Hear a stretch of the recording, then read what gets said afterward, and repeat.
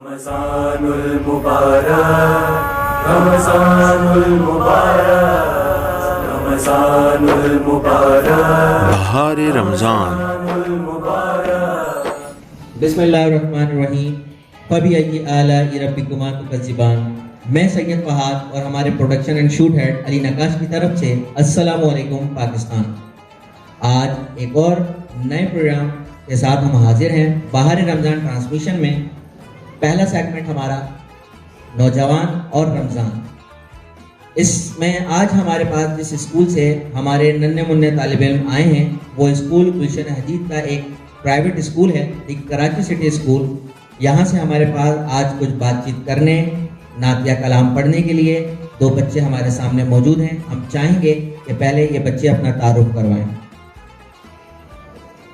Assalamu alaikum. My name is Sarah Batul. I am grade 2. I am 9 years old. My name is Tahir. I am in grade 2. I am 7 years old. ज़बरदस्त। ताहिर, आपके पास mic है। मैं आपसे सबसे पहले पूछूंगा, आप मुझे बड़े छोटे लग रहे हैं। सबसे पहले तो मैं आपसे ये सवाल करूंगा कि आपने रोज़े रखना शुरू कर दिए हैं? जी। आप कितने साल से रोज़े रख रहे हैं? पहले से रख रहे हैं या इसी साल रखना शुरू किए हैं? इसी साल रखना शुरू किए। तो अभी तक आपने कितने रोज़े रख लिए? दो रोज़े रखे हैं। तो जब आपने रोज़ा रखा तो आप उस रोज़े की हालत में स्कूल गए थे या आपने छुट्टी वाले दिन रोज़ा रखा था? मैं इसी हालत में स्कूल गया था। तो आपने जब पहला रोज़ा रखा और आप स्कूल भी गए और आजकल ज़रा गर्मी भी पड़ रही है, तो रोज़ा आपको मुश्किल तो नहीं लगा? आपको रूटीन मुश्किल तो नहीं लगी दिन की? नहीं लगा रोज़ा। मतलब आराम से आप स्कूल गए, घर आए, आराम से सोए, नमाज पढ़ी और आराम से शाम में आपने मगरिब के वक्त तारी की। ऐसे ही हुआ था? जी। मम्मी को तंग तो नहीं किया आपने? नहीं। चलें, हमने सुना है कि आप बहुत ज़बरदस्त नात पढ़ते हैं, तो हम चाहेंगे कि आप हमें नात के दो शेर भी सुनाएं। माहे रमज़ान है, माहे रमज़ान है, माहे रमज़ान है, माहे रमज़ान है। इसमें रोज़ा भी है और तरावी भी है। इसमें रोज़ा भी है और तरावी भी है। इसमें नाज़िल हुआ देखो कुरान है। इसमें नाज़िल हुआ देखो कुरान है। इसमें पैदा हुए मेरे गौसल वाला। इसमें पैदा हुए मेरे गौसल वाला, जो के सारे ही वलियों के सुल्तान है। जो के सारे ही वलियों के सुल्तान है। मैं भी रोज़े रखूंगा या अल्लाह तौफीक दे। नमाज पढ़ने जाऊंगा या अल्लाह तौफीक दे। इंशाअल्लाह सारे रोज़े रखूंगा रमज़ान में। नमाज पढ़ के रब को राज़ी कर लूंगा रमज़ान में। अल्लाह का एहसान है, अता किया रमज़ान है। शुक्र मौला का तेरे मोमिन की पहचान में। शुक्र मौला का तेरे मोमिन की पहचान में। माहे रमज़ान में ताक़रात भी है।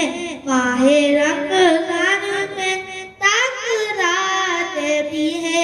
जिसमें बख्शिश का एक खास फरमान है। जिसमें बख्शिश का एक खास फरमान है। माहे रमज़ान हो और मासात हो। माहे रमज़ान हो और मासात हो। यही उम्मीद है, यही अरमान है।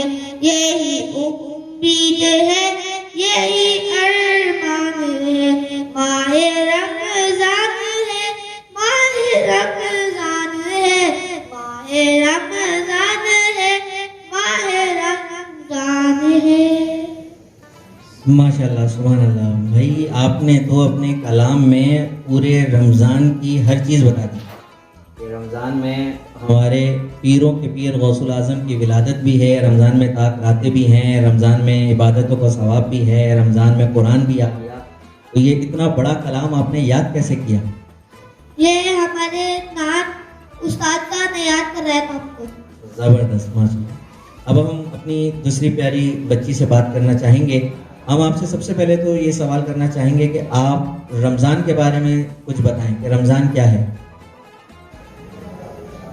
अल्लाह की रजा के खातिर वसादिक से लेकर मगरिब तक भूखे प्यासे रहने को रोज़ा कहते हैं। और जैसे कि हम अब खुद रोज़े रखते हैं, जितने हमसे हो सकते हैं रोज़े। जैसे कि इस बार मैंने 2, 3 या 7, 8 ऐसे ही रोज़े रखे थे। और उसके बाद मम्मा ने बोला था कि स्कूल जा रही हो, पेपर स्टार्ट हो गए, तो बोला कि रोज़े बस काफ़ी हैं इतने, बस। सही। तो ठीक है, आपकी उम्र में जाहिर सी बात है रोज़े रखना बड़ा मुश्किल काम होता है। और आज जो इस साल के रमज़ान आए हैं तो अक्सर स्टूडेंट के लिए ये मुश्किल हो रहा है कि रोज़े भी हैं और हमारे फाइनल पेपर भी हैं, उसकी तैयारी भी करनी है, ट्यूशन भी जाना है, स्कूल भी जाना है। तो उसी नज़रिए से आपकी मम्मा ने भी आपको यही मशवरा दिया कि जब पेपर हो तो रोज़ा नहीं रखिएगा। लेकिन जब आपने रोज़ा रखा और स्कूल भी आप गए, जिस दिन पेपर नहीं होगा उस दिन आप स्कूल गए होंगे, और जब रमज़ान नहीं आए थे, रोज़े नहीं थे, तब भी आप स्कूल जाते थे। आम रूटीन में आपका क्या होता था? आप स्कूल से वापस आएंगे, खाना खाएंगे, थोड़ा सा रेस्ट करेंगे, फिर कुरान शरीफ या तो कोई पढ़ाने आता है या पढ़ने जाते हैं, और फिर ट्यूशन जाते हैं, फिर वापस आते हैं, शाम में अम्मी के साथ चाय बिस्किट या कोई बातें, फिर आप स्कूल की या ट्यूशन की चीज़ें लेके बैठ जाते हैं अगले दिन की, फिर आप टेस्ट की तैयारी करते हैं या कोई होमवर्क होता है तो होमवर्क करते हैं, फिर रात का खाना आ जाता है, फिर दोबारा पढ़ाई की रिपीटिशन होती है, फिर सो जाते हैं। लेकिन जब रोज़ा आ जाता है तो रोज़ों में हर चीज़ थोड़ा सा वक्त से पहले हो जाती है, उठना भी पहले है, सोना भी पहले है, ट्यूशन भी पहले आ गया, स्कूल की छुट्टी भी थोड़ी सी जल्दी हो रही है। लेकिन जब स्कूल से घर पहुंचते हैं तो थोड़ी ही देर बाद ट्यूशन या मदरसे जाना होता है, अक्सर सोने का टाइम नहीं मिलता। तो रमज़ान में जो ये रूटीन आपकी चेंज होती है, अभी आप बड़ी छोटी हैं, मेरा सवाल आपके उम्र के लिहाज से थोड़ा बड़ा है, लेकिन फिर भी आपको मुश्किल लगा या आपको आसान लगा कि नहीं रोज़े में भी नॉर्मल जैसे हम थे वैसे ही काम कर सकते हैं? 2-3 रोज़ों में जो है मैं बिल्कुल ठीक थी, लेकिन उसके बाद मैंने एक रोज़ा जो लास्ट वाला रखा, उसमें मुझे थोड़ी मुश्किल हुई। उसमें मुश्किल हुई आपको? तो क्या सहरी नहीं की थी आपने अच्छी सी? जी सहरी तो की थी, लेकिन फिर भी दिन बड़ा हो गया। दिन बड़ा हो गया तो कोई काम भी आपको एक्स्ट्रा करना पड़ गया था क्या? जी नहीं, बस फाइनल की पेपरों की तैयारी में ही थी। आप कितने साल से रोजे रख रही हैं? कितने साल? पिछले साल तो नहीं रखे थे, सिर्फ इस बार ही रखा इसी है। साल रखा है। तो जब पहला रोजा आपने रखा तो घर में किसी ने आपको कोई फूल हार पहनाया या कोई तोहफा दिया, कोई पैसे दिए रोजा रखने के किसी ने? दे रहे तो थे, लेकिन मैंने मना किया। मैंने ये मुझे अपनी खुशी है खुद की कि मैंने रोजे रखे हैं।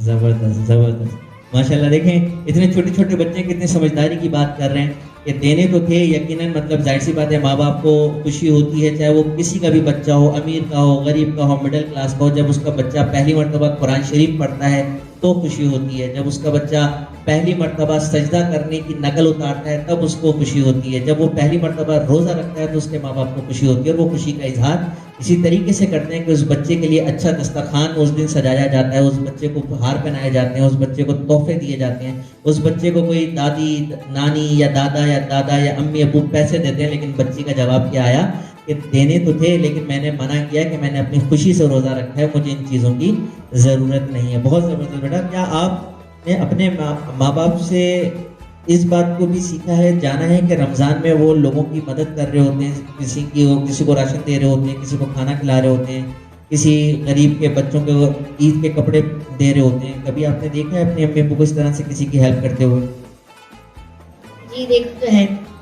आप क्या समझती हैं कि जब आप बड़ी होंगी और आप कहीं जॉब करेंगी और आपको सैलरी मिलेगी तो उस सैलरी का कुछ हिस्सा जो होगा उससे आप भी किसी की मदद करना चाहेंगी, ऐसे बंदों की या ऐसे बच्चों की जिनको वो चीज़ें मुयस्सर नहीं है, उन्हें नहीं मिलती? जी बिल्कुल।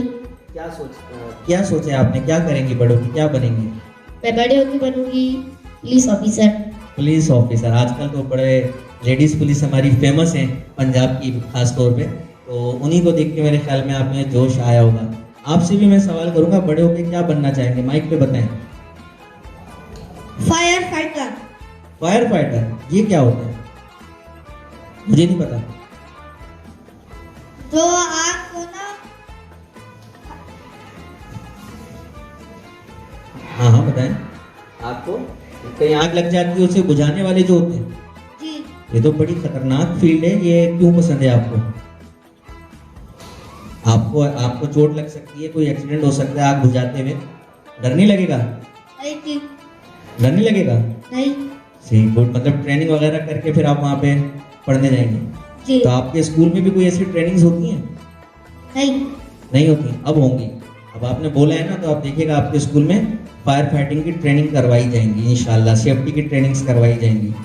तो जी आज के हमारे जो बच्चे थे, बड़े नन्हे मुन्ने बच्चे थे, और जो बातें इनसे की जा सकती थी वो हमने इनसे की, और यकीनन इनको भी कुछ नई चीज़ें सीखने को मिली होंगी। और इस एज के बच्चे किस तरीके से रोज़ा गुजारते हैं, असल मकसद हमारा यही था कि हर एज ग्रुप का बच्चा आए और हम उससे ये पूछें कि वो अपने रोज़ों में अपनी नॉर्मल रूटीन किस तरीके से गुजारते हैं, ताकि सुनने वाले बच्चे इस चीज़ को सुने और फिर वो इनसे कुछ फ़ायदा उठाएं या कुछ सीखें। हम अपने नए सेगमेंट की तरफ चलते हैं, आज की शख्सियत और वाक़या। लेकिन आज के रोज़े के दिन भी हमारे पास किसी शख्सियत की विलादत या मिसाल का दिन नहीं है, ना ही कोई ऐसा वाक़या मौजूद है। तो हमने जिस दिन शख्सियत या वाक़या नहीं है, तो हमने कुरान शरीफ से कामयाब ज़िंदगी के कुरानी असूलों को निकाला है। और आज हम जिस असूल की बात कर रहे हैं, सूरह बकरा की एक आयत है जिसका मैं तर्जुमा आपके सामने बयान कर रहा हूँ कि वो शख्सियात के जिन्होंने मार्का हक व बातिल में मर्दानगी के जौहर दिखाए हैं, इनके नामों को जिंदा रखो। तो देखें, बहुत सारे ऐसे कौल आपको मिलते हैं, हज़रत अली के भी, खालिद बिन वलीद के भी। मैं लफ्ज़न नहीं कह रहा कि क्या इसका नाम कोई इसमें गुस्ताखी ना हो जाए, कि जो लोग अपने मोहसिनों को, अपने लीडर्स को, अपने हीरोज़ को याद नहीं रखते, वो कौमें बर्बाद हो जाती हैं, वो कौमें तबाह हो जाती हैं। कुरान हमें कह रहा है कि ऐसे लोगों को आप हमेशा याद रखो, उनके नामों को जिंदा रखो। जिंदा कैसे रखेंगे? कि हम अपनी अगली नस्ल को उनके बारे में बताएं। और यही हमारी रमज़ान ट्रांसमिशन का जो दूसरा मकसद है, वो यही है कि इस रमज़ान ट्रांसमिशन में हम उन लोगों की बातें करें जो रमज़ान में इस दुनिया में आए या इस दुनिया से चले गए, या जो हक़ व बातिल के हमारे मार के आए हैं, या हमारे कुछ ऐसे वाक़यात जो रमज़ान में आए हैं, हम उनके बारे में यहाँ पे डिस्कस कर सकें। आज हम अपने 7th क्लास, 8th क्लास या 9th क्लास के बच्चों से ऐसे छोटे छोटे सवाल पूछते हैं, उन्हें जवाब नहीं आते। अनकरीब 23 मार्च आने वाली है। 23 मार्च का अगर बच्चों से पूछा जाएगा, अगर कोई बताएगा भी तो बोलेगा यौम आज़ादी का दिन है, जबकि यौम आज़ादी का दिन तो 14 अगस्त का दिन है। किसी से पूछेंगे 27 रमज़ानुल मुबारक को पाकिस्तान के हवाले से क्या ऐसा कारनामा हुआ, तो बच्चों के पास इसका जवाब नहीं होगा। क्यों नहीं है? क्योंकि उनके सीनियर्स ने, चाहे वो माँ बाप हों, चाहे उस्ताज़ा हों, चाहे उनके सीनियर उनके स्टूडेंट्स हों, वो उन्हें नहीं बताते। तो कुरान हमें खुद बता रहा है कि जिसने अल्लाह के लिए, अल्लाह की ज़ात के लिए, अल्लाह के दीन के लिए, अल्लाह की बनाई हुई मखलूक के लिए काम किया, उन लोगों को हमेशा याद रखो और जिंदा रखो। जिंदा जभी रखा जाता है जब आप अगली नस्ल को उसके बारे में बताते हैं। यहाँ मैं आपको एक छोटी सी मिसाल देता हूँ कि दुनिया ने तरक्की की, बहुत सारी साइंस की इजादात आ गई, साइंस के सब्जेक्ट आ गए, लेकिन कहा जाता है कि सबसे पहले जो सब्जेक्ट वजूद में आया उसे कहते हैं कैलकुलेशन। और डिवाइस अगर कोई इजाद हुई तो कैलकुलेशन की दुनिया में सबसे पहली डिवाइस इजाद हुई जिसे हम कहते हैं अबैकस, जो कि आज से 5000 साल पहले वजूद में आया। 5000 साल पहले। हजरत ईसा अलैहिस्सलाम को इस दुनिया से गए हुए 2000 साल हो गए, मतलब हजरत ईसा से भी 3000 साल पहले अबैकस आया। तो आज तक अबैकस का नाम क्यों याद है? क्योंकि उनको बनाने वालों ने उस नाम को, उस डिवाइस को आज तक जिंदा रखा है। चाइना में आज भी मॉन्टेसरी क्लासेस में, मॉन्टेसरी सेक्शन में अबैकस सिखाया जाता है, जबकि अबैकस पे आज के दौर में कोई काम नहीं होता, लेकिन वो अपनी नस्ल को सिखा रहे हैं कि ये हमारी सबसे पहली डिवाइस थी, और हमारी नहीं थी, दुनिया की पहली डिवाइस थी। तो इसको हर चाइनीज को आना चाहिए कि अबैकस पे काम कैसे किया जाता है, प्लस माइनस मल्टीप्लाई डिवाइड कैसे किया जाता है। तो इसको कहते हैं अपने इजादात को या अपने लोगों को जिंदा रखना, कि नस्ल दर नस्ल वो नॉलेज आगे बढ़ाई जाए। तो अब हम अपने तीसरे सेगमेंट की तरफ चलते हैं। तीसरा सेगमेंट हमारा है पप्पा फूड का दस्तरखान। वो इंशाल्लाह आप प्रोग्राम के मेरे अल्लाह हाफिज करने के बाद आप एक नई रेसिपी आज के प्रोग्राम में देखेंगे। और उम्मीद करते हैं यकीनन वो आपको पसंद आएगी, लेकिन पसंद जब ही आएगी जब आप उसको खुद बनाएंगे और टेस्ट करेंगे, और जब पसंद आ जाए तो आप हमें उसके रिमार्क्स भी दें कमेंट्स में, उसे लाइक करें, शेयर करें। आज के प्रोग्राम के लिए सैयद फहाद और हमारे production head and shoot head Ali Naqash को इजाज़त दें। कल इंशाल्लाह एक और नए प्रोग्राम में आपके सामने हाजिर होंगे। अल्लाह हाफिज़, शुक्रिया।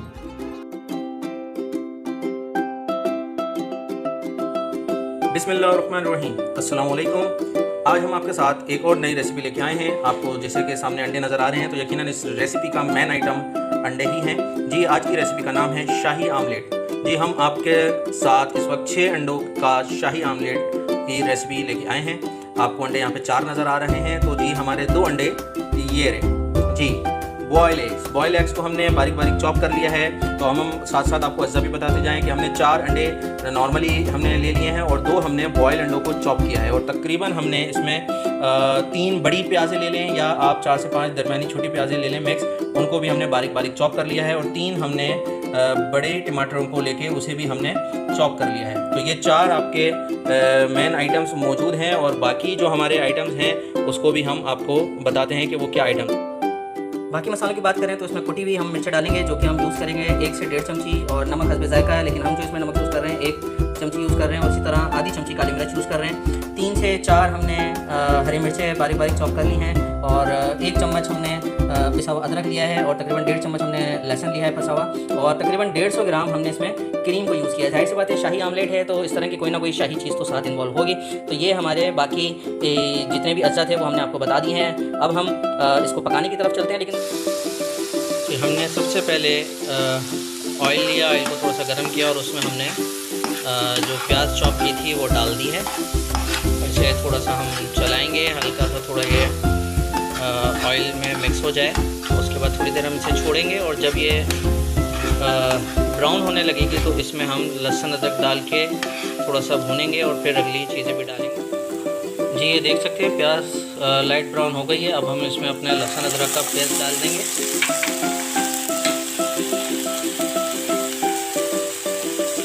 और इसे थोड़ा सा हम मिक्स करेंगे।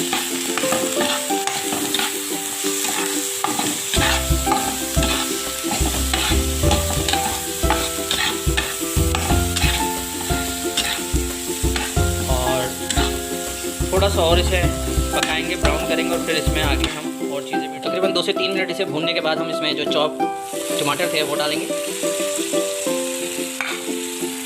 मिक्स करेंगे।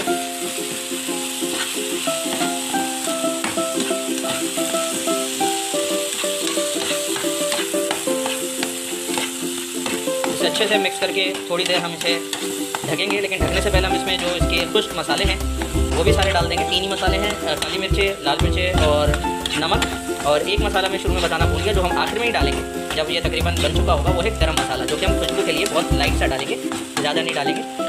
तो चलें अब बाकी मसाले भी इसमें डाल देते हैं। ये हमारी कुटी हुई लाल मिर्च है तकरीबन 1.5 टीस्पून, और 1 टीस्पून तकरीबन नमक, या आप अपने जायके के हिसाब से कम ज़्यादा कर सकते हैं।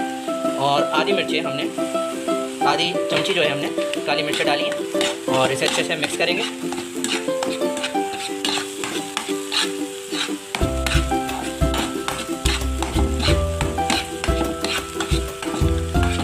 और अब इसे तकरीबन 5 से 7 मिनट के लिए ढकेंगे, ताकि टमाटर अच्छे से इसके साथ मिक्स हो जाएँ, गल भी जाएँ।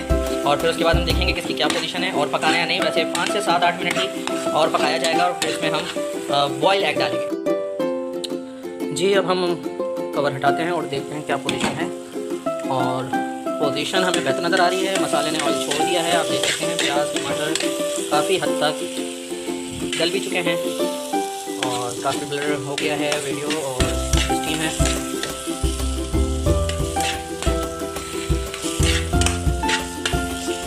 साथ साथ आपको हम इंशाल्लाह कुछ देर में ही आपको अंडे के फ़ायदे और अंडे के अंदर क्या क्या चीज़ें मौजूद हैं जिसकी वजह से अंडा हर उम्र के लोगों को फ़ायदा देता है, ये भी बताते चलेंगे। और ये देखें तकरीबन हमारा ये जो प्याज और टमाटर हमें भूननी होती है वो हो चुकी है, गल भी चुकी है। अब हम इसमें अपने बॉयल्ड एग्स जो हमने चॉप किए थे उसे हम ऐड करेंगे।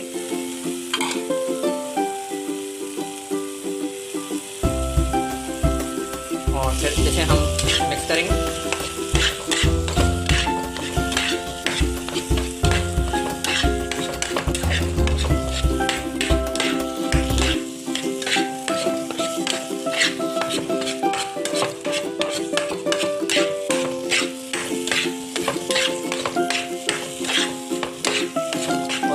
दौरान हमने जो हरी मिर्चें जो हमने चॉप की थी या बारीक बारीक काटी थी उन्हें भी मिक्स कर दें, ताकि थोड़ी सी मसाले में हरी मिर्चों का जायका और उसकी जो तेली है वो भी आ जाए।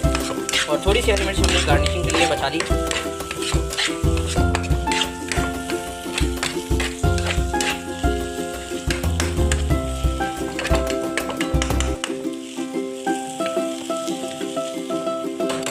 और अब जनाब बारी है हमारे मेन आइटम की। हमारे जो 4 अंडे थे उसको हम कोशिश करके चारों तरफ डाल दें। देख सकते हैं हमने अंडों को फेंटा नहीं है और अंडे हमने ऐसे ही डाल दिए हैं। और इसके डालने के बाद हम इसे 4 मिनट या 3 मिनट, 3 से 4 मिनट के लिए अगेन इसे ढकेंगे, ताकि जो अंडे हैं जो हमने अभी डाले हैं वो अच्छे से इसके अंदर पक जाएं। देख रहे हैं ये तो सिलसिला जारी है, 4 से 5 मिनट इसमें लगेंगे। चले हम आपको बताते हैं कि एग्स के अंदर, अंडों के अंदर, मुर्गी के अंडों के अंदर ख़ासतौर पर अल्लाह ताला ने क्या क्या चीज़ें रखी हैं। अगर हम मिनरल्स की बात करें तो इसके अंदर फास्फोरस मौजूद है, सोडियम मौजूद है, पोटेशियम मौजूद है, कैल्शियम मौजूद है, मैग्नीज मौजूद है, आयरन मौजूद है, जिंक मौजूद है, कॉपर मौजूद है, मैग्नीज मौजूद है माशाल्लाह। और अगर हम विटामिन की बात करें तो इसमें B4 मौजूद है, B5 मौजूद है, विटामिन E मौजूद है, B2 मौजूद है, B6, B3, B1 मौजूद है, विटामिन A, विटामिन B9 और सबसे इम्पॉर्टेंट विटामिन D मौजूद है। फबी अय्यी आला रब्बिकुमा तुकज़्ज़िबान, तुम अपने रब की कौन कौन सी नेमतों को झुटलाओगे। एक छोटे से खोल के अंदर कुछ ग्राम का एक मवाद, जिसके अंदर अल्लाह ताला ने इतनी ही ज़्यादा फ़ायदेमंद, जो इंसान के लिए फ़ायदेमंद चीज़ें हैं वो रखी हैं। अगर हम बेनिफिट्स की बात करें तो जो हमारा ये मुर्गे का या हैंड एग होता है या मुर्गी का अंडा होता है, ये न्यूट्रिएंट से भरा हुआ है। इसके अंदर प्रोटीन, क्वालिटी लेवल का प्रोटीन भरा हुआ है और ये हमारे कोलेस्ट्रॉल को बेहतर करने के लिए बहुत फ़ायदा देता है। विटामिन डी का सबसे बेहतरीन सोर्स कहा जाता है और वेट मैनेजमेंट के लिए सबसे ज़्यादा आपको हेल्प देता है। अक्सर जो भी लोग डाइट करते हैं उन्हें अच्छे से पता होगा, या बॉडी बिल्डिंग करते हैं, एक्सरसाइज करते हैं, उनको एग्स ज़रूर बोले जाते हैं, किसी न किसी तरीके से अलग अलग तरीक़ों से खाने के लिए बोला जाता है। अगर हम देखें एग्स जो है ऐसी चीज़ है, अगर वज़न बढ़ाना है तब भी खा सकते हैं, वज़न कम करना है तब भी खा सकते हैं, इसलिए लफ्ज़ यूज़ किया weight management. Best dietary source of कोलाइन biological जो लोग हैं या मेडिकल से ताल्लुक़ रखने वाले लोग हैं वो बहुत अच्छे से समझ सकते हैं। आम लोगों के लिए मैं कह दूं कि ये विटामिन बी का एक तरीके से अल्टरनेट है और ये कंटेन एंटीऑक्सीडेंट, जो हमारी बॉडी में ग़िज़ा को कंट्रोल करने के लिए जो केमिकल्स होते हैं उनको भी ये कंटेन करता है। दोबारा अल्लाह की तारीफ़ किए बगैर ज़ुबान नहीं रुक रही कि फबी अय्यी आला रब्बिकुमा तुकज़्ज़िबान, तुम अपने रब की कौन कौन सी नेमतों को झुटलाओगे। एक मुर्गी के छोटे से अंडे में अल्लाह ताला ने इतनी ज़्यादा चीज़ें रखी हैं इंसान के लिए। और ये भी मैं आपको बताऊं कि जो इस अंडे का छिलका होता है उसके अंदर भी बहुत सी चीज़ें मौजूद हैं, ख़ास तौर पे वो कैल्शियम से भरा हुआ है। इस मुर्गे के अंडे के छिलके को इंसानों के लिए भी यूज़ किया जाता है, जानवरों की दवाइयों में भी यूज़ किया जाता है, इंसान की दवाइयों में भी यूज़ किया जाता है और ये भी बिकता है मार्केट में। बाकायदा अंडे का छिलका हकीमों के पास, पंसारों के पास बिकता है और उसके बहुत से फ़वाइद हैं। चलें हम अपने कवर को हटाते हैं और देखते हैं क्या पोजीशन है। पोजीशन काफ़ी बेहतरीन है। अब इस पोजीशन में हम इसे मिक्स करेंगे।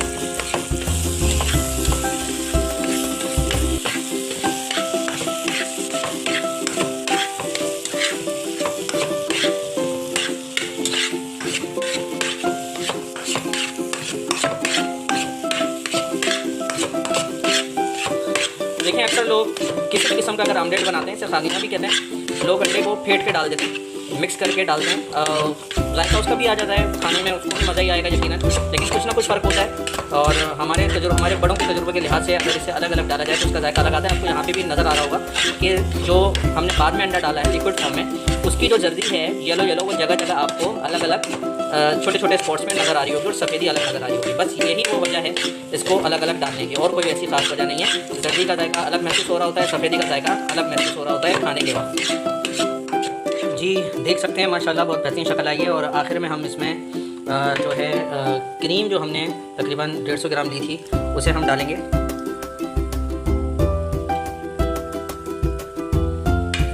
और अगेन इसे एक मरतबा हम मिक्स करने की तरफ जाएंगे, मिक्स करेंगे।